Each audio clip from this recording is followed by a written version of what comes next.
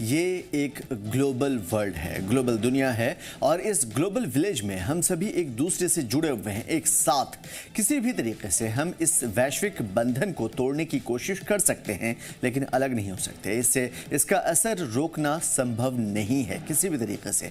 किसी एक व्यक्ति की गंभीर या गैर जिम्मेदाराना हरकत पूरी दुनिया को हिला सकती है और यही वजह है कि आज हम वैश्विक स्तर पे युद्ध की आंच खुद महसूस कर रहे हैं।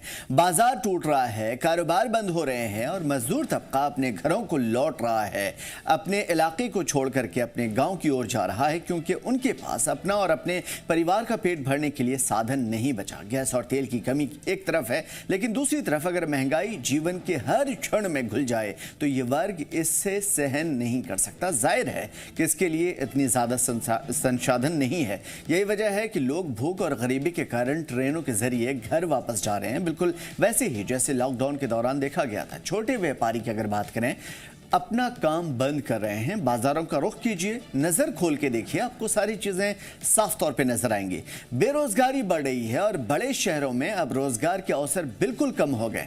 छोटे शहरों में तो पहले ही हालात काफी ज्यादा कठिन थे।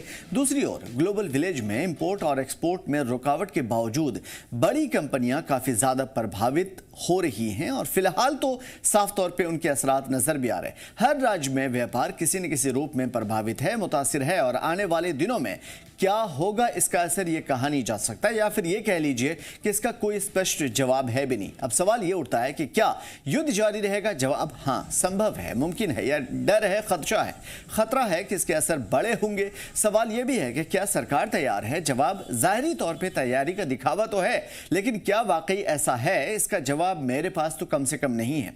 सवाल यह भी है कि क्या हम तैयार हैं?